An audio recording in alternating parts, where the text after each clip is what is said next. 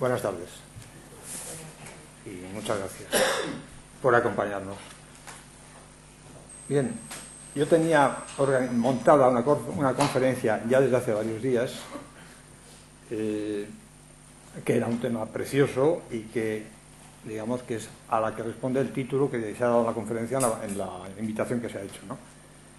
Sin embargo, ayer por la noche sucedió algo que cambió completamente mis planes, y es que este señor que está en primera fila, al que conocéis, creo que la mayoría por Solimán o Emiliano Horta, pues tuvo la amabilidad de acompañarnos a cenar, a una lectora mía y buena amiga, Charo Niñas y a mí, y antes y después de cenar aprovechó para hacernos un pequeño recorrido por el casco antiguo de Sevilla. Una especie de trabajo de campo que yo nunca he hecho, porque aunque he estado 2 o 3 veces en Sevilla en mi vida, pero la verdad es que nunca he investigado nada porque no he tenido tiempo para ello, he venido por otros motivos. Bueno, pues el caso es que después de cenar, especialmente, que nos llevó por el barrio de Santa Cruz, estuvimos viendo el patio de los Naranjos y la Giralda, y en algunos momentos dejó caer Solimán 2 o 3 datos que me conmocionaron. Uno es el de que detrás de en una especie de ábside de la catedral, allí exteriormente queda una plaza, no sé si es la Santa María de los Reyes o cuál, la Virgen de los Reyes, perdón. Pues hay una hornacina en la Giralda con una imagen de la Virgen que me dijo que se llamaba la Virgen de las Madejas, cosa que me resultó absolutamente absurda, porque ese nombre no puede ser, sencillamente ese nombre es imposible, es estúpido, y con una cosa estúpida no es. O sea, ¿de dónde venía ese nombre? Como siempre sería una corrupción de un nombre más antiguo. Esa es una de las cosas que empecé a dar vueltas.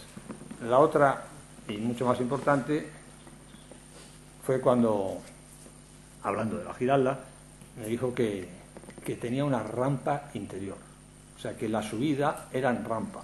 Yo sabía, por grabados antiguos, que había una escalera, no exactamente de caracol, pero bueno, parecida, y estaba en esa idea. Pero claro, al decirme que la realidad es que es una rampa y que era para que poder subir a caballo, se me vino el mundo encima, porque eso, sabiendo lo que yo sé, por otros motivos que no vienen al caso ahora, pues tiene una trascendencia colosal y me descubrió en un instante lo que realmente es la Giralda, que tiene de árabe lo mismo que yo de chino, o de turco, o de senegalés. O sea, nada, sencillamente nada.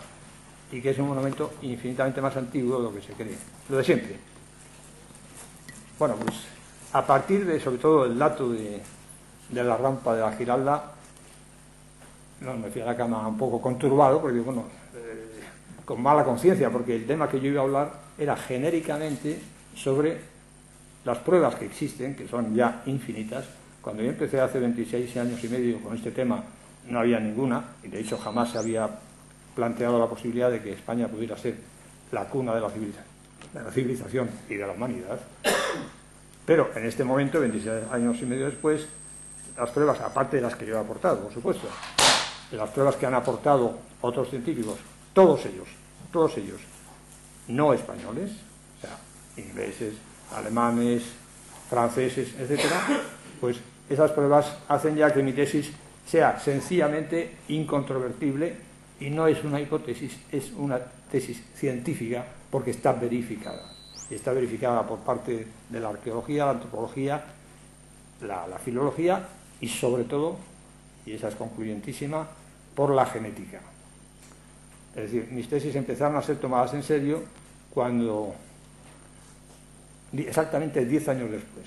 O sea, yo vi la primera luz sobre este tema, se me encendió en 1984, y en 1994, una década después, fue cuando aparecieron los primeros resultados de estudios genéticos a partir del ADN, que es algo que no se había hecho nunca. Bueno, no existía, vamos, era algo completamente nuevo, y esos resultados de investigaciones hechas en todas partes del mundo, porque se han hecho en todos los continentes, han resultado coincidentes en todos los casos, y todos ellos señalan a la población del Cantábrico central y oriental, es decir, la provincia de Santander y el País Vasco, como la cuna de los descendientes más directos del Homo sapiens.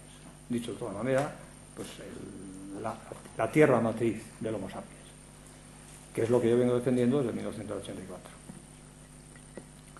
Bien, sobre eso iba a versar la conferencia, y sobre un planteamiento completamente nuevo y revolucionario que descubrí hace unos días, hace un par de semanas o 3 semanas, y que me he reservado para hoy. Pero, ante lo que vi esta noche, he creído que tenía el deber moral de aportarlo. ¿Por qué? Pues porque lo que he descubierto son cosas concretamente relacionadas con Sevilla. Es decir, que os pueden resultar mucho más enriquecedoras porque os pueden permitir clarificar las ideas que tengáis o vuestras inquietudes sobre el origen de esta ciudad, que ignoro lo que cada uno de vosotros puede conocer de él, pero bien, me imagino pues que será más o menos las cosas que circulan desde siempre en libros, en las cátedras, en todas partes, es decir, los tópicos, las cosas que nunca se han probado pero que se vienen diciendo desde hace siglos y con la fuerza de los siglos se han convertido en dogmas de ciudad, como por ejemplo pues eso, que la Giralda es árabe, que Sevilla es fundación romana, una barbaridad inconmensurable, etcétera, etcétera, etcétera. Bueno, yo no voy a dedicar a rebatir todo eso porque con los datos que os voy dando, pues creo que lo vais a ver bastante claro, sin necesidad de que yo me esfuerce demasiado en convenceros de nada, que por otra parte, nada más lejos de mi ánimo que convencer a nadie de nada. A mí os lo digo por adelantado y suelo decirlo en muchas de mis conferencias. Yo no tengo ninguna necesidad ni interés de convencer a nadie de nada. Yo me he pasado toda mi vida estudiando, pero sobre todo de 27 años para acá, de una manera brutal, para investigar el origen del ser humano y concretamente, porque es a donde llegué, el origen del ser humano en la península ibérica. Lo he hecho no para convencer a nadie, lo he hecho para convencerme a mí mismo, por encima de todo, y porque tengo una necesidad imperiosa de buscar la verdad y de conocer la verdad y de demostrarla, es decir, que sea con pruebas sólidas que para mí resulten suficientes y que puedan resultar suficientes e incluso sobradas para cualquiera. Entonces, en este caso, pues lo que voy a hacer es simplemente exponeros una serie de pruebas respecto al porqué de Sevilla y el porqué de su origen, y al final ya veréis a dónde vamos a ir a parar. Yo solamente os digo que estéis preparados porque no os podéis ni remotamente imaginar a dónde vamos a ir a parar, porque es sorprendentísimo y absolutamente apasionante. Bueno, en realidad lo que he hecho, que lo he hecho esta mañana, ¿verdad? Lógicamente ayer yo estaba reventado después de un viaje largo que ya dura varios días, y entonces, bueno, pues hice lo lógico. Después de la conferencia que nos dio Solimán a lo largo del paseo, pues me puse a dormir. Y esta mañana, desde que me he despertado, pues me he puesto a construir la conferencia, la nueva conferencia, que es la que voy a daros. Y por eso aparezco aquí con este libro lleno de notas, porque es todo el trabajo que estaba haciendo esta mañana. Y lógicamente una cosa que he acabado de hacer, pues si no traigo los apuntes, pues me volvería loco, porque además son montones de datos que si no sería imposible poder recordar. Vengo con un libro que es un pecado, por no decir un crimen, que no tengan todos los sevillanos, porque ya tiene 5 añitos el librito en cuestión, que os voy a enseñar la portada, no sé si estará afuera, El origen ibérico de la arquitectura. Ese es el título principal, pero luego dentro lleva un segundo título que no puse en la portada porque sencillamente no cabía. Lleva un segundo título que es este. O sea, El origen ibérico de la arquitectura, y debajo pone La primera Sevilla. La primera Sevilla, por supuesto, escrita con B. Bueno, pues cuando escribí este libro hace 5 años, me llevé la sorpresa monumental. Fue cuando yo descubrí Sevilla, vamos. Por una serie de diferentes circunstancias llegué a Sevilla, porque al principio era un libro sobre la arquitectura y no tenía ninguna intención de hablar de esa ciudad. Pero llegué a ello, y una vez que llegué a ello, bueno, fue algo tan impresionante, podemos usar otra palabra un poco más brusca y ruda y vulgar, que al final Sevilla se convirtió en la protagonista de este libro. Y es, lo digo con toda la naturalidad, sencillamente, es una obra monumental, monumental.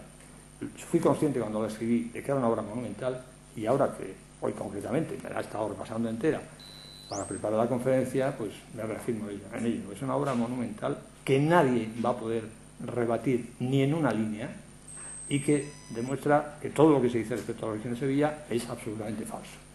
Lo que pasa es que en este libro yo no vi lo que he visto, lo que vi ayer por la noche a partir del dato que me dio Solimán.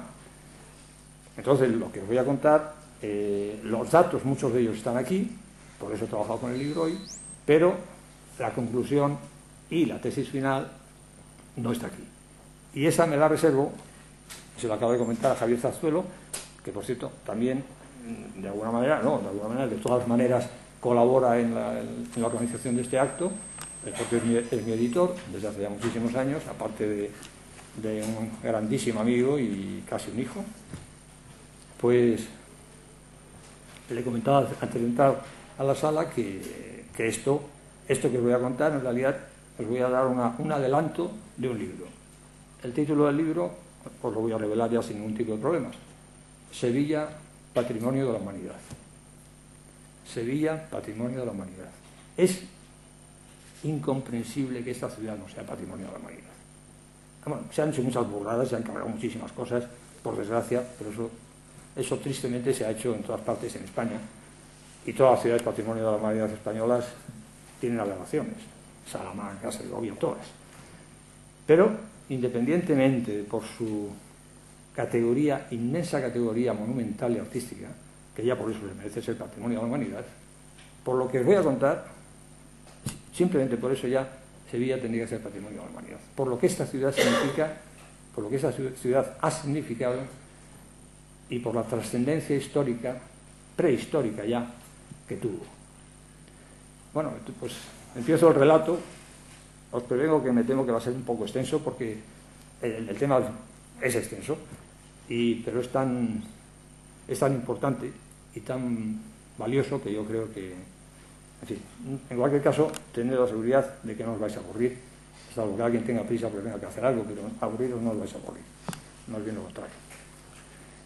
Bueno, en mis libros, al menos hasta ahora, he procurado siempre ilustrarlos profusamente con grabados antiguos, pinturas antiguas, obras de arte generalmente antiguas, que suponen pruebas que refrendan las cosas que yo estoy demostrando en ellos. Entonces, os voy a ir, claro, no vais a ver nada, lógicamente a esa distancia, pero sí que voy a iros mostrando, al menos para que sepáis de qué estoy hablando, no solamente que sea mi palabra, las cosas que van a ir apareciendo a lo largo de mi charla. Antes de nada voy a hacer una acotación breve respecto a la etimología del nombre de Sevilla, que no sé si algo ya he publicado o algo me habéis leído ya, pero es importante decir algo, aunque sean dos palabras. Voy a decir dos palabras sobre Sevilla y sobre el nombre de Guadalquivir, que en realidad son dos nombres hermanos, son dos nombres gemelos que proceden del mismo nombre. Guadalquivir lo descubrí hace muchísimos años, porque es muy fácil, sabiendo que Guada es río, pues es muy fácil de entender que es río el Quivir. O sea, eso no tiene mucha duda. Bueno, no tiene mucha duda, pero que yo sepa nadie lo había dicho antes de que lo escribiera yo, que conste. O sea, que creo que fui el primero, no creo, me consta que fui el primero que lo he dicho. Río el Quivir. Claro, eso tiene muchísimo sentido, porque ese Quivir es claramente la misma raíz del nombre de Iberia y del río Ibero. La única diferencia es que hay una K delante. Eso puede parecer contradictorio, que pinta esa K ahí, ¿por qué escribir y no Ibir? Bueno, para mí eso no es a mí no me sorprendió en absoluto cuando lo estudié, porque sé que en la forma originaria del nombre de Iberia era Ciberia, con Z, Ciberia. Y antes hay formas más antiguas todavía, que eran con A, Zalbaria, Zavaria, Ciberia, después pasó a Siberia, que aparte de una región extensísima de Asia, no sé si sabéis que hay una comarca en Extremadura que se llama así, la Siberia, y Tiberia, que de ahí viene el nombre del río Tíber. Es decir, que la Z es una consonante que se ha desdoblado en otras, que son la S, la T, y también, bueno, la CH, el sonido cha, y también la K. O sea que de ciber sale kibir. O sea que Guadalquivir simplemente es exactamente el río Ebro, para decirlo rápidamente, el río Ebro en una versión meridional. O sea, el río Ebro, sin lugar a dudas, es el río matriz de la península ibérica, y eso no tengo yo que esforzarme mucho en polemizar con nadie, porque es obvio. Si se llama península ibérica es porque la recorre el río Ibero, porque si no se llamaría de cualquier otra manera. Entonces, eso ya simplemente ese dato, el nombre del río Ebro, que fue el que a mí me llevó a todo este tema, por cierto, pues demuestra que el origen del poblamiento de la península ibérica está al norte de la península ibérica, que es por donde va el río Ebro. Es decir, en toda la región cantábrica, que es donde nace el Ebro. Entonces, bueno, aparte de eso, que el río Ebro se llame Ebro y que sea el río matriz de Iberia, tiene también muchísimo significado en relación con el nombre del pueblo hebreo, que se ha considerado falsamente, pero bueno, pues se ha considerado durante mucho tiempo que era el pueblo elegido y por consiguiente el pueblo más antiguo de la humanidad, y de hecho así lo siguen creyendo los hebreos, razón por la cual obviamente no me tragan. O sea, una de las grandes razones, una de las grandísimas razones por las que yo estoy vetado por todos lados es por los judíos, porque en mis tesis, igual que a los romanos y a los griegos, es decir, a los pueblos que han sido pueblos hegemónicos, preponderantes, pues o a los egipcios, pues les sienta fatal oír a un señor que dice que todo lo que ellos creen que han sido es mentira, que son simplemente sucursales de la península ibérica. Y esto ahora se está planteando con Egipto, porque estoy trabajando a partir de una vez más, unos estudios de ADN. Los que me están consagrando son los estudios de biología molecular, dicho así de una manera clara y sencilla, porque si no, jamás a mí se me habría reconocido, jamás. Aún así, me intenta negar el pan y la sal, pero me tiene absolutamente sin cuidado, porque me carcajeo del personal, me refiero del personal que tenía yo antes frente a mí y que ahora están mudos, porque lógicamente saben que tengo razón. Entonces, respecto a Egipto, pues este verano se dio la noticia de que por fin los egipcios habían aceptado hacer unos estudios del ADN de Tutankamón y de su parentela más cercana, y resulta que se habían llevado el sorpresón, que se mantiene en secreto, de que eran de origen cantábrico, ibérico y más concretamente cantábrico. Tutankamón, estamos hablando de uno de los faraones más importantes de Egipto. Bueno, claro, los egipcios se han llevado las manos a la cabeza ante lo que eso podría suponer para ellos, han declarado secreto el resultado de esos estudios, pero a través, de una serie de circunstancias, de alguien que vio esos estudios y ya había dado el chivatazo, pues se ha trascendido esto que os acabo de decir.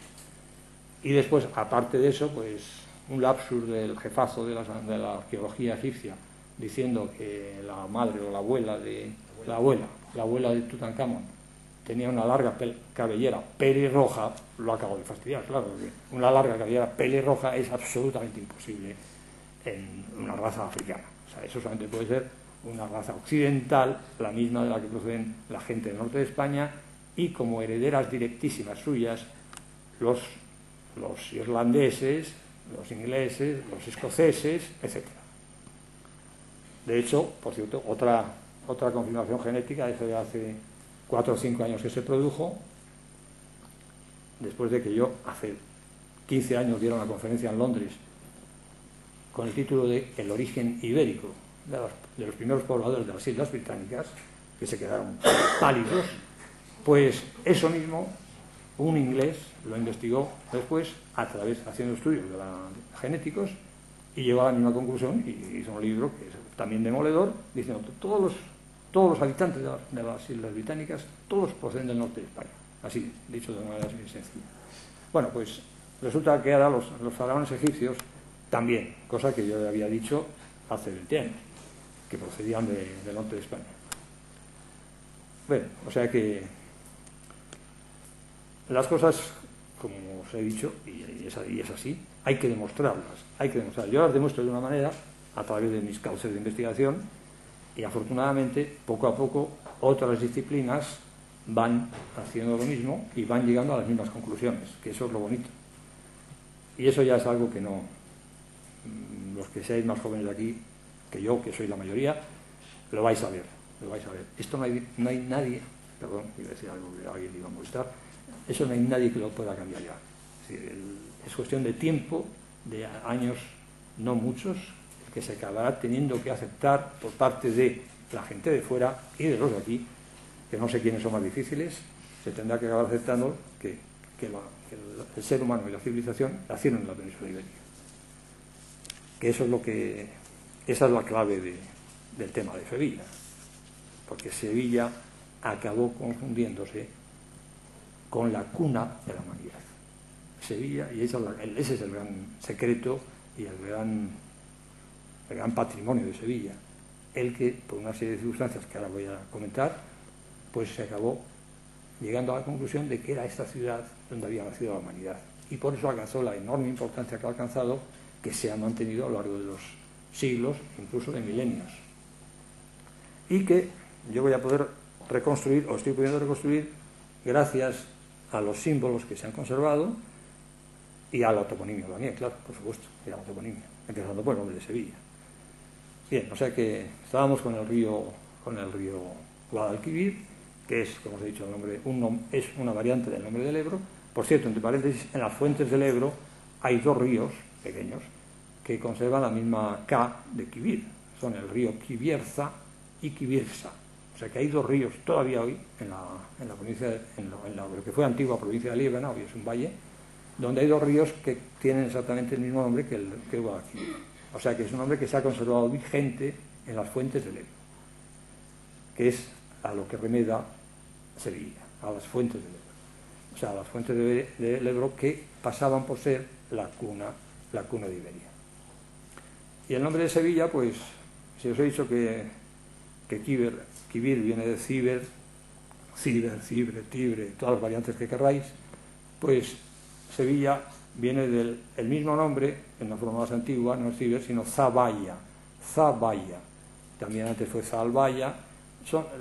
Lo que importa son las raíces, o sea, la parte, el prefijo de la palabra, ¿no? En este caso, salva. La terminación es absolutamente secundaria. Entonces, esa Zalbaya, después fue Zabaya, se convirtió en Sabaya y en Sevilla, Sibilla o Sibila. O sea que todos esos nombres son exactamente lo mismo y todos son nombres derivados del nombre de una de las formas del nombre primitivo de Iberia. O sea que, ¿y qué era? Bueno, ¿qué era, aparte de ser el nombre primitivo de Iberia, qué era concretamente Sevilla? Eso lo vamos a ir viendo sobre la marcha. Antes de nuestra larga charla ayer con Soliman, yo ya había llegado a la conclusión, por puro sentido común, que esto tenía que haber sido, esta ciudad, toda esta zona, este valle, una gran laguna, porque si no, toda mi tesis se iba abajo. O sea, tenía que haber sido una gran laguna y que aquí, en Sevilla, pues, hubiera un islote y en ese islote prosperase ese primer poblamiento que acabó siendo confundido con el primer poblamiento de la humanidad. Entonces, hablando con Solimán, alias Emiliano, pues, perdona la ironía,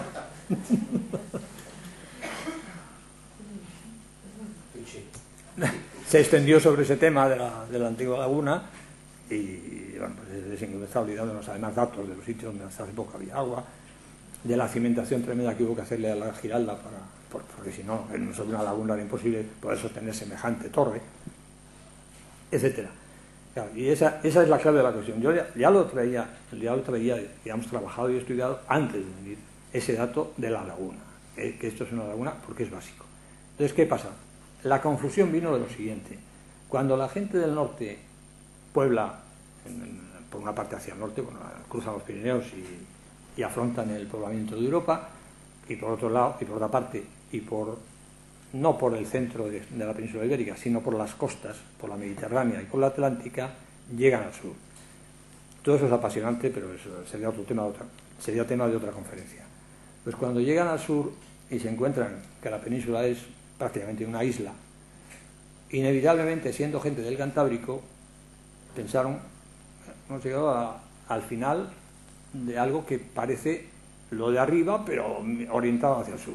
Exactamente lo mismo. Lo identificaron el sur con el norte de España, igual que hicieron con el norte de África, que está lleno de toponimia cantábrica, y que por eso la lengua bereber, entre paréntesis, los egipcios son de raza bereber, pues eran de raza bereber, los egipcios antiguos, pues al llegar al norte de África y Andalucía, calcan la toponimia de su tierra originaria, con especial minuciosidad. El caso más gracioso, gracioso porque es tremendo, es el del puerto de Santa María, que es al revés el nombre de Santa María del Puerto, que son dos nombres distintos de la población de Santoña, al lado del Laredo. Pues Puerto de Santa María y Cádiz está abajo, está allí arriba en Cádiz. Huelva, que no viene por supuesto de Onúa, eso vuelvo a decirlo, Huelva está en Bielva, que es prácticamente el mismo nombre, etcétera, etcétera. O sea, las coincidencias, Jerez, allí es Jeriz, y está en un montón de sitios.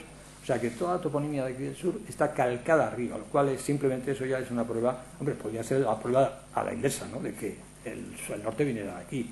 Pero, lógicamente, no estoy solamente juzgando este tema por la toponimia, sino por muchísimas cosas más. Aparte de la genética, que ya no es mi terreno, por la arqueología, o desde que apareció Atapuerca en escena, que también está bastante al norte, pues por la antropología. Y la arqueología, pues es incontestable que la parte más antigua de España es la zona cantábrica. Digo que es incontestable por los yacimientos que hay, por su antigüedad y su extraordinaria importancia a nivel universal. Es decir, Altamira es el más conocido, porque son las mejores pinturas del Paleolítico que se han conservado en todo el mundo, pero Puente Viesgo, la cueva del castillo de Puente Viesgo, también en la provincia de Santander, es infinitamente más antigua e infinitamente más importante y tiene unos restos escalofriantes. Y simplemente ese yacimiento ya es una prueba de que el Cantábrico es el origen, no ya de España, sino de Europa. O sea que no solamente estaba hablando de toponimia, sino de otras muchas disciplinas que llegan a la misma conclusión. O sea, tiene que coincidir todo. Para tratar de cerrar un asunto de esta envergadura, tiene que coincidir absolutamente todo. No puede haber ni un solo punto que falle, porque si fallase un solo punto, toda la tesis se va a pique. O sea que esa es la enorme complejidad de todo este asunto. Bueno, un dato que me había montado aquí para que no se me olvidase, y se me había olvidado ya. Dos datos. Unos pueblos de cántabros o cantábricos que poblaban aproximadamente entre la zona oriental de Cantabria y la zona occidental de Vizcaya, se llamaban sevillates, nombre de Sevilla. Aparte que el topónimo Sevilla está con diferentes variantes en esa zona que os estoy hablando. Y otro dato importante, hablando de la cuna de la humanidad, sabéis que las fuentes hebreas siempre la han situado en Hebrón, que por eso hay en Barcelona hubo un antiguo monasterio de San Jerónimo de Hebrón, que hoy es un hospital, hay un hospital ahí. Bueno, pues ese Hebrón, como os he dicho que es H de Ebro, que llevaba H, el nombre de Ebro, procede de una Z, era Cebrón. Y yo hace algunos años, cuando investigué la toponimia de esta zona, yo no recuerdo ahora dónde estaba, pero había un monte Cebrón. O sea que se ha conservado en la toponimia de la zona del ámbito de Sevilla, no sé en qué punto, un monte que lleva el nombre de Cebrón, que es el nombre absolutamente primordial, clave, porque es el nombre de la cuna de la humanidad, o del sitio donde se suponía que era la cuna de la humanidad, que era, como os he dicho, pues ese lago en el cual se suponía que se había producido el origen de la humanidad, que era el lago de las Fuentes del Ebro, que hoy es un pantano, pero que siempre fue un lago y además muy grande, incluso hay mapas antiguos que todavía se le representa.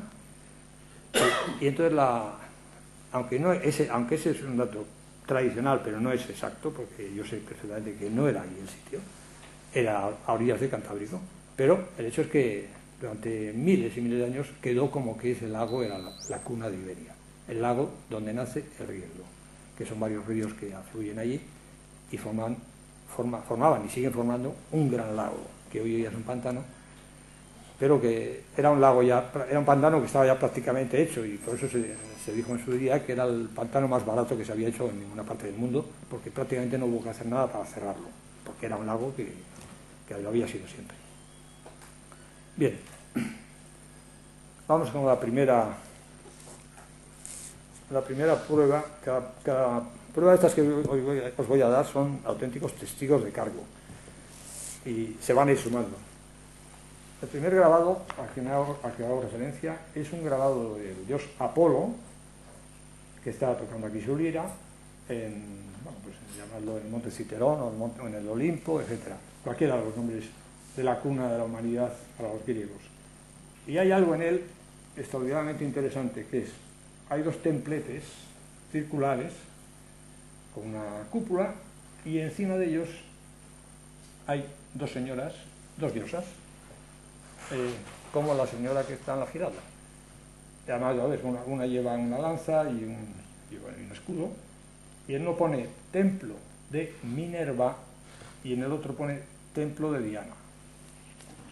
Bueno, ya os adelanto, por supuesto, que esto y la Giralda es exactamente lo mismo. Es decir, ambos símbolos, ambas representaciones proceden exactamente de lo mismo.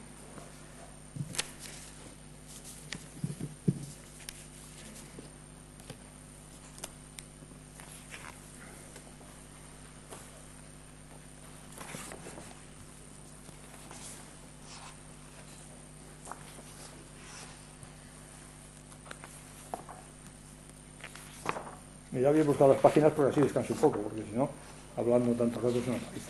O sea que me voy bien el tiempo que me voy a tener que tomar para buscarlo todo. Bien, el segundo dato que os doy es un texto sobre una sibila. Del nombre de Sevilla, como es bastante evidente, salió el nombre de las sibilas. ¿Quién era la sibila? Porque, bueno, ¿quién era la sibila o quiénes eran las sibilas? Porque ha habido muchas. Bueno, pues la sibila era la madre del supuesto primer poblador de España, Túbal, que supongo que os sonará a todos, es un personaje absolutamente mítico, cuyo nombre, como el de todos esos que os he dicho, de Zaballa, Taballa, etcétera, etcétera, que por cierto, de ese Taballa sale Tablada que tenéis aquí alrededor de Sevilla. Pues ese Túbal pasaba por ser el primer poblador de España, cuando en realidad pues era simplemente uno de los nombres del río Ebro. Túbal, una de las variantes del nombre. Y se decía que su madre era una sibila, que era Sevilla. O sea, Sevilla y Sevilla es exactamente lo mismo. Y que era una mujer que tenía el don profético. Oye, pues hay un texto que, bueno, voy a resumir simplemente, que habla de esa sibila. Dice: la sibila Gerófila, que había nacido en el monte Corico, poseía el don profético. El rasgo principal que la caracterizaba es el hecho de que impartiera sus enseñanzas oraculares subidas sobre una piedra que siempre llevaba consigo y que tenía forma esférica. Si recordáis, lo que aquí llamáis el giraldillo está sobre una bola, sobre una gran bola, sobre una piedra o lo que sea, que es fácil imaginar que representa la tierra. Una de mis sorpresas fue que se llamase giraldillo a ese personaje, cuando es obvio, cuando se le ve de cerca, que es una mujer y obviamente una diosa, ¿no? Digo obviamente porque la simbología que lleva es un calco de la diosa Minerva, que es la que acabamos de ver en ese templo que os he enseñado, que ponía templo de Minerva. Es decir, bueno, o sea que el giraldillo, para empezar, tendría que ser giraldilla, en femenino, y ese nombre de Giralda, que la raíz, como se acaba de decir, la clave es la raíz, ese nombre de Giralda es la misma raíz de esta sibila Gerófila que os acabo de mencionar, que emitía sus oráculos subida sobre una piedra esférica. Con lo cual quiere decirse que esta es la misma que la Giralda, porque la coincidencia de la piedra esférica es determinante, y por otra parte coincide con lo que la mitología dice de la diosa Fortuna, que también le atribuye esa misma posición sobre una bola, representando al mundo.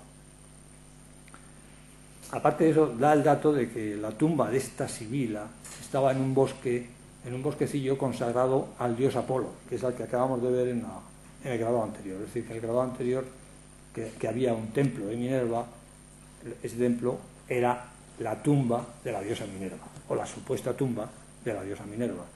Y a poco que os veis, la palabra templo y la palabra tumba y la palabra túmulo son la misma palabra con tres variantes distintas. O sea que los primeros templos se construyeron o se consagraron donde se suponía que estaban las tumbas de los dioses, que después fueron las tumbas de los santos. Bien. Y ahora os voy a enseñar un grabado que a mí cuando lo vi me dejó atónito, porque hay un dato que no está registrado en ninguna parte y que es muy interesante en lo que se refiere a la Virgen de Sevilla.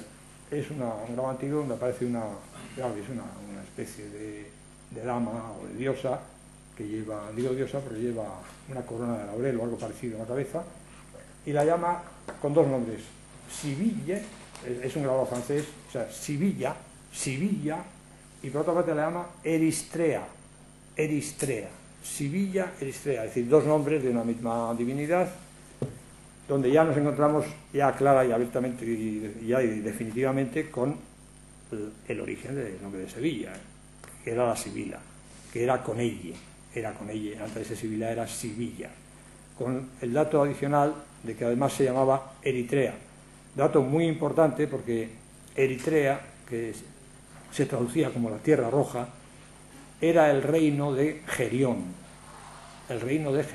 que es otro personaje mítico que se consideraba que había sido el primer rey y el primer poblador de la península de Iberia. O sea que aquí aparece ya una relación obvia y clara entre la Sibila y Sevilla, y Gerión es el primer poblador de España, cuyo nombre, Gerión, tanto tiene que ver con el nombre de la Giralda. De hecho, hay personajes que se han conservado en las leyendas de la mitología cantábrica que hablan de personajes que se llaman Giraldino, Gerardo, etcétera, etcétera, que son formas distintas de Gerión que se aproximan a la Giralda. Bien. O sea que quedamos con el dato de que vaya definitivo, de que Sevilla era el nombre de la diosa, de una diosa que tenía el don profético, que era la madre de Túbal. Y por otra parte, Eritrea es interesante porque Gerión se le consideraba rey de Iberia, también decían de Eritrea, que era lo mismo, y también lo llamaban de Ambracia, rey de Ambracia, que es un nombre que, si tengo tiempo, reaparecerá al final de la charla. Esta Sibila, y el nombre es muy parecido, o sea que tampoco hay que lucubrar mucho para llegar a ello, es el mismo nombre que la diosa Cibeles. O sea, la diosa que aparece en la fuente tan famosa, futbolísticamente tan famosa de Madrid, la diosa Cibeles, significativamente en el centro de Madrid, o sea que no la pusieron ahí por casualidad, algo tendría que tener con la península ibérica para que la cediera en un lugar tan destacado. En Madrid, pues la diosa Cibeles es la misma, exactamente la misma, que la que da nombre a Sevilla. O sea, que era la reina madre, la diosa madre.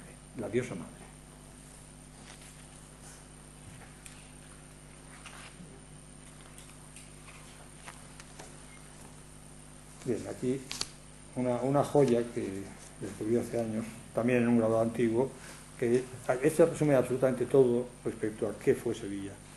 Lástima que no podáis verlo porque es impresionante. Aparece una escena en la que se ve en los dos extremos dos columnas, lo cual ya es evidente que estamos hablando de las columnas de Hércules. Y entre las dos columnas, por una parte, allí, en esta parte de aquí, en este flanco, aparece un dragón y una barca que al mismo tiempo es una isla, en la cual crece el árbol del paraíso, con Adán y Eva sentados debajo del árbol y con la serpiente reptando por el árbol. Es decir, las dos columnas, Adán y Eva, el árbol del paraíso, y una barca que es una isla, queriendo decir claramente, y eso es incontestable, que el origen de la humanidad estaba en una isla, y de ahí la elección de Sevilla y la confusión que se produjo, porque aquí había un islote, es evidente, y entonces se identificó ese islote con el lugar donde había sido el origen. Pero el dato impresionante es que sobre una de las torres aparece asomado o asomada un ángel absolutamente femenino, que es exactamente igual que la diosa Minerva y que la Giralda. Es decir, que aquí aparece ya una torre con el ángel encima. El ángel digo porque tiene alas, pero es lo mismo, es la diosa Minerva que tenía alas. Y lo importante es que aparecen las dos columnas, que son lógicamente las dos columnas de Hércules, lo cual quiere decir que está hablando del occidente de la península ibérica, y que aparece identificado con la cuna de la humanidad, con el paraíso terrenal, Adán y Eva y el árbol. O sea que este grabado, que tiene unos cuantos siglos ya, simplemente el grabado ya está diciendo el porqué de Sevilla y el significado que se le dio, no solamente en cuanto a la Giralda y todo lo que os voy a contar, sino porque era el supuesto lugar, la supuesta isla en la que había nacido la humanidad. De ahí que en las culturas antiguas, y el caso más conocido es el de México, la antigua Tenochtitlán, que era una isla en el centro del gran lago donde está la Ciudad de México, lago hoy desecado. Pues es eso, recordando esa isla originaria, se crearon ciudades o castillos o templos en islas, en islotes situados en la costa o bien, como en este caso, en lagos interiores.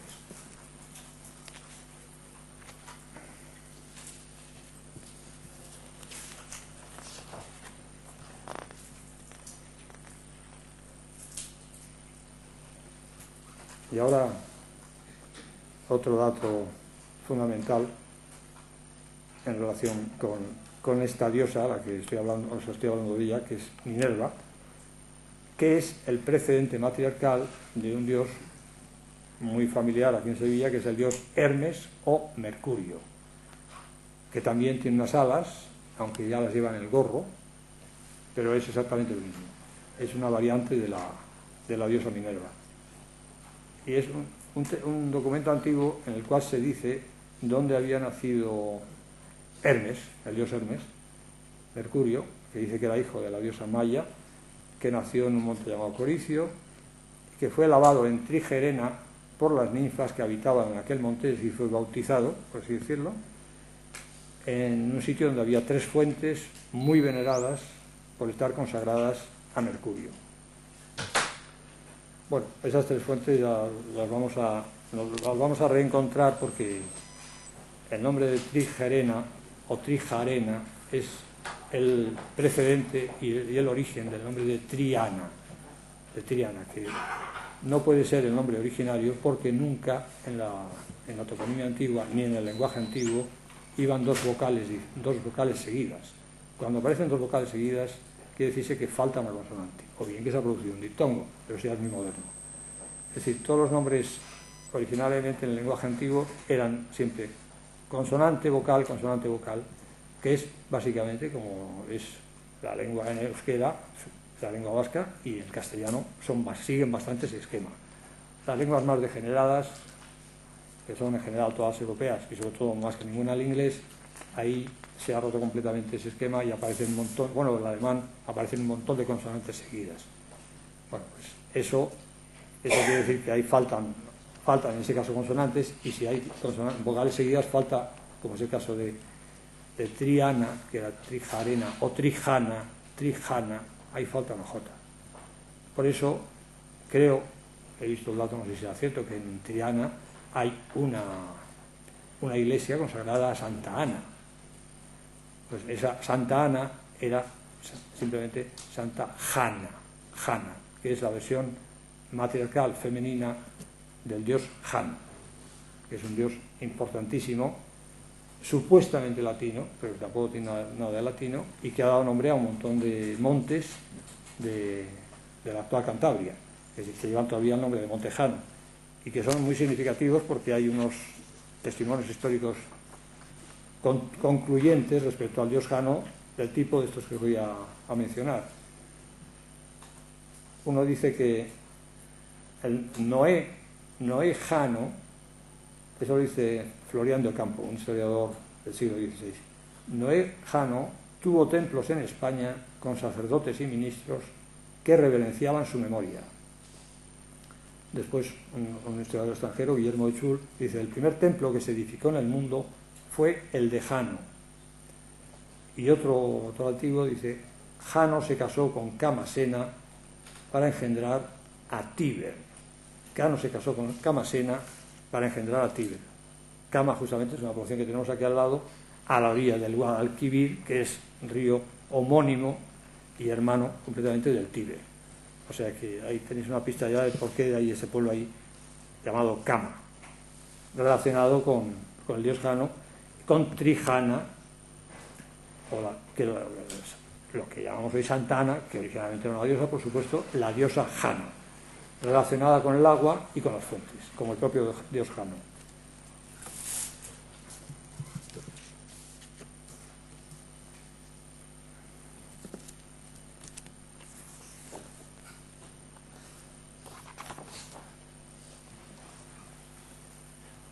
Y ahora otro dato bastante demoledor que también me produjo la conmoción correspondiente. Y esto son datos que están aquí, concretamente creo que está en el archivo de la catedral. Una serie de documentos en los cuales a la catedral de Sevilla se le llama Santa Iglesia Hispalense de Jerusalén. Jerusalén. Concretamente el nombre que le dan es Iglesia Hispalense de Santa Jerusalén. Iglesia Hispalense de Santa Jerusalén, lo cual es demoledor.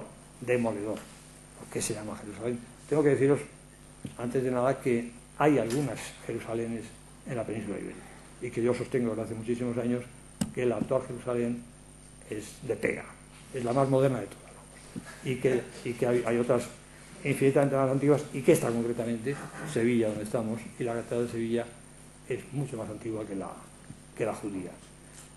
Bueno, ¿por qué le llamaban Santa Jerusalén?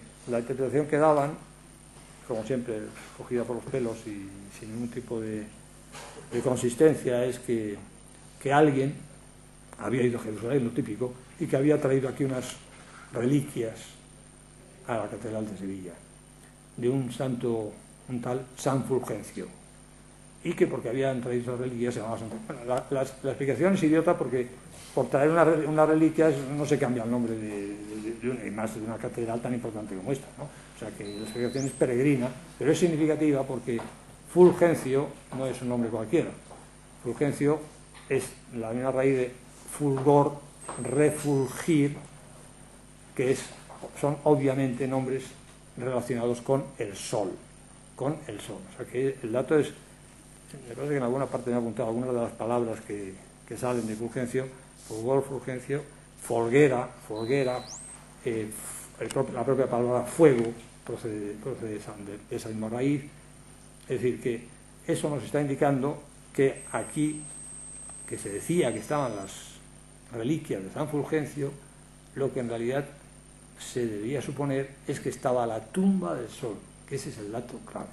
La tumba del sol, que son las reliquias, claro, las reliquias por antonomasia, su cuerpo, o su supuesto cuerpo, porque el mito del nacimiento de la vida parte del principio de que el sol había caído a la tierra y que la había fecundado. O sea, que la tierra era improductiva, era estéril, hasta que, por intervención de los típicos ángeles rebeldes o dioses rebeldes, que es lo que en cierto sentido es el propio Hércules, pues que habían castrado al sol o que le habían matado, que había caído a la tierra, y que entonces, en contacto con la tierra, el sol, que era el que tenía la vida, es el creador de la vida, había fecundado la tierra y entonces había nacido la vida en la tierra. Después todo eso evolucionó y derivó en que habían castrado al sol, que había caído su semen a la tierra, y que había lo mismo fecundado la vida y que había nacido la diosa Afrodita. Es decir, todo eso ha dado millones de vueltas, pero la base es esa, que el que había creado la vida era el Sol y que en su ignorancia y en su fantasía pues pensaban que eso había sido porque había caído el Sol a la Tierra, y entonces en algún punto de la Tierra estaría el sitio donde había caído el Sol, y lógicamente ese sitio era la cuna de la humanidad, claro, pues allí donde tendría que haber nacido el primer ser humano, que en este caso es la diosa Afrodita, que ya os digo, por supuesto, que la misma que estamos hablando, Venus, Minerva y todos los Cibeles, Sibila, Sevilla, etcétera, todos estos nombres que queramos darle. Aparte de, en este documento de la catedral, que dice que la iglesia, la catedral se llama Santa Jerusalén, también se menciona significativamente a este San Fulgencio, se le relaciona con Asturias y con Luarca. O sea, parece ser, por lo que se deduce de este texto, que era originario este San Fulgencio del Sol, con el cual ya están, como siempre, llevándonos al Cantábrico, del Luarca, que es un pueblo, como sabéis, muy típico, muy pintoresco y muy bonito de Asturias, cerca, no lejos de los picos de Europa, y aparte se menciona que a una ciudad que supuestamente asturiana, que no existe por supuesto, que se llamaba Castrum Tile, Tile escrita con Y, Tile, que es, a los que estáis más metidos en temas esotéricos y en germanofilia y demás, pues es la famosa Tule que buscaban los nazis porque estaban convencidos, pero no estaban convencidos porque era tradición en Alemania, que era la cuna de la raza germana. Entonces buscaban esa Tule, que se puede pronunciar también Tule, o Tule, como el final de la Tierra. Y Séneca ya dice que esa misma Tule era el final de la Tierra, el extremo de la Tierra. O sea que cuando aquí mencionan en este caso un Tule como la cuna, o el sitio donde había nacido, o era originario, el Sol, es decir, San Fulgencio, ya están dando un dato fundamental respecto a que la cuna del Sol, la tumba del Sol, estaba en esta Tule o Tule, que es sencillamente Compostela, sencillamente, Compostela, que es lo que ni Santiago, ni Prisciliano, ni Puñetas, eso, primero ahí no está la tumba de nadie, eso para empezar, pero bueno, es un cuento que construyeron en la Edad Media sobre algo muy antiguo, que era la convicción de que el Sol tenía su tumba en algún lugar del occidente de la península ibérica, en algún lugar que se olvidó, durante mucho tiempo estuvo muy claro y yo ya he dado con él, pero después se olvidó y entonces surgieron, lo típico, montones de hipótesis y de emplazamientos que se propusieron como tumba del Sol, como esa Tile o Tule. Pues Compostela ha sido la última de todas ellas, pero la que ha tenido más fortuna, porque al ser la última, pues bueno, pues al final ha quedado como la verdadera, lo cual es aberrante en todos los órdenes, porque es imposible que el Finisterre, que es lo que era Tule, el final de la Tierra, esté en un sitio interior, como es Santiago de Compostela. Si fuera la costa de La Coruña, tendría al menos credibilidad, aunque no fuera cierto. Pero estando donde está Compostela es un fraude como una catedral. Pero claro, jugamos como siempre con los intereses. En la vida los gallegos van a permitir que les tumben el cuento chino de Compostela y que todos los peregrinos que dejan una pasta todos los años en Galicia, pues se la lleven a otro sitio. Entonces, todas estas cosas que estoy desenterrando chocan siempre con intereses creados, arraigadísimos y fundamentalmente económicos, que no hay manera de tumbarlos. Entonces seguirán peregrinando a Compostela la gente, aunque cada vez ahora más, desde unos años para acá, porque se está potenciando y se está promocionando, los peregrinos empiezan a ir por lo que se llama el Camino del Norte, porque el camino originario, que venía de Europa, iba recorriendo toda la costa cantábrica, y existe el camino todavía. Pero se ha olvidado durante muchos años y ahora se está rescatando porque justamente el norte quiere llevarse una parte del pastel. Y entonces, yo que vivo en el Camino de Santiago, y en los últimos años he vivido siempre en el Camino de Santiago, por las zonas accidentales, pues veo montones de peregrinos de todas partes que van a Compostela, pero siguiendo la ruta del Cantábrico, con lo cual, al final, se está volviendo al origen, porque luego la primitiva Compostela estuvo a orillas del Cantábrico, eso sin la más mínima duda. Y además ahí se conserva la toponimia, se conservan todos los datos. Bueno, para empezar, la tumba de Santiago en los documentos antiguos nunca se dice que está en Compostela, se dice que estaba en Amaya. Y el nombre de Amaya no aparece por ningún lado en la actual Compostela. Bien, sigamos.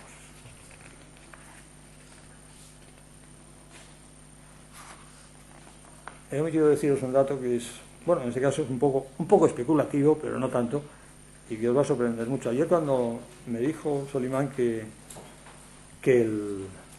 la calle contigua a la catedral se llama calle Alemanes, me resultó chocante, porque en un sitio tan importante, que aparezca un nombre tan estúpido, que no viene a cuento, que pintan los alemanes en la catedral de Sevilla, no tiene ningún sentido, ¿no?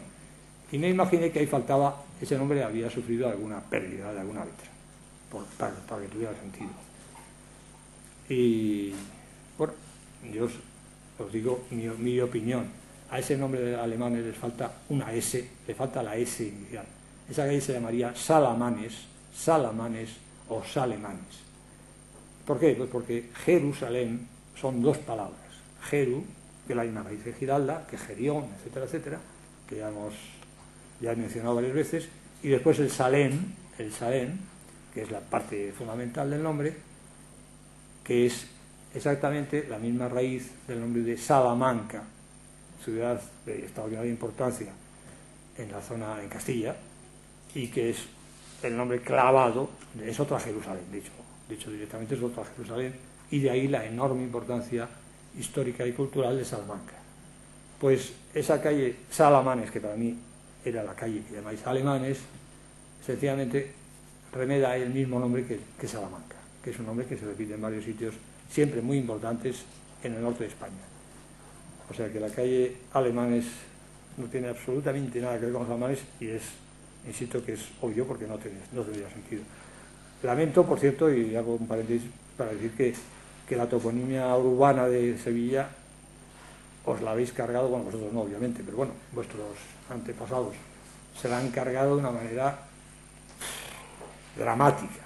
Han metido todos los nombres de calles de personajes que no conocen ni su madre y cargándose la toponimia autóctona, la toponimia histórica, que sin duda tenía.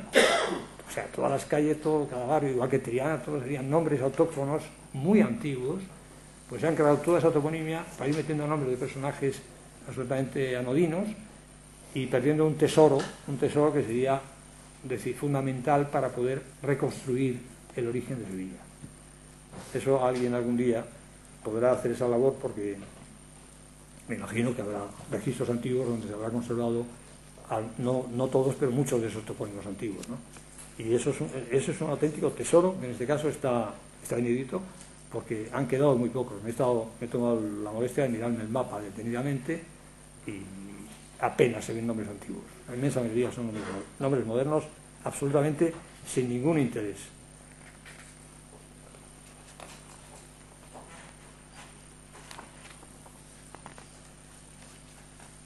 A Mercurio, Hermes, Hércules, porque es el mismo, etcétera, etcétera, para que veáis de qué personaje estamos hablando y la importancia que tiene, hay un grabado antiguo que puse también en este libro, en el cual se le ve, es reconocible porque lleva el caduceo en la mano, y se le ve a Hermes en el agua, en el mar, arriba el sol, y en medio pone ese letrero, esa leyenda pone Filius Noster, o sea, Hermes, Mercurio, era el hijo del sol, porque lógicamente donde había caído el sol y había nacido la vida, ese primer ser que había nacido fue considerado como el hijo del sol. Y de ahí viene, claro, todos los reyes y demás, toda esa gente se suponen descendientes de ese primer ser humano, y de ahí pues su realeza y el carácter sagrado que los reyes tenían en la antigüedad.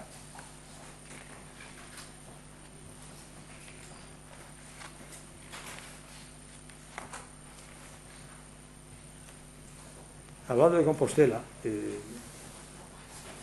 dicho que es Compostela, pero ese nombre, esa palabra tela, originalmente era Estela, porque sabemos que la elección de Compostela fue porque supuestamente una estrella apareció allí señalando el lugar donde estaba la supuesta tumba de Santiago, ¿no? O sea que en realidad el nombre era Campo campo de la estrella, campo de la estrella.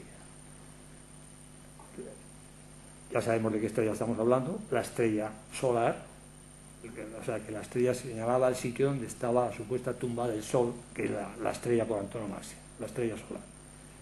Es significativo en ese sentido también que al lado, a tiro de piedra de la Giralda, concretamente de la Giralda y de la Catedral, haya creo que es una plaza actualmente que se llama Estrella, o de la Estrella, que me imagino que debe ser el emplazamiento de lo que debió ser una capilla o una ermita o lo que fuera consagrada a la Virgen de la Estrella, y que yo conozco porque hay un grabado que se conserva de Sevilla, donde pone Nuestra Señora de la Estrella de la ciudad de Sevilla.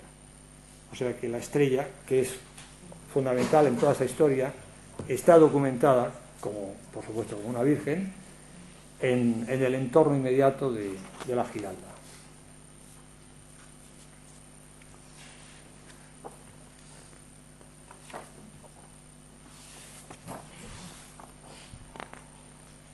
Grabados de Sevilla donde aparezca el dios Hermes Mercurio antiguos hay un montón, y aunque una vez más no os podéis ver, pero bueno, estos dos grabados que os muestro, los dos tienen como protagonistas al mismo Hermes Mercurio. En un caso está digamos, ahuyentando a unos demonios que se les identifica lógicamente con los moros y actuando en defensa de los cristianos, ¿no? En este caso de los castellanos cuando recuperan Sevilla. Y en otro pues aparece también el propio Hermes con una espada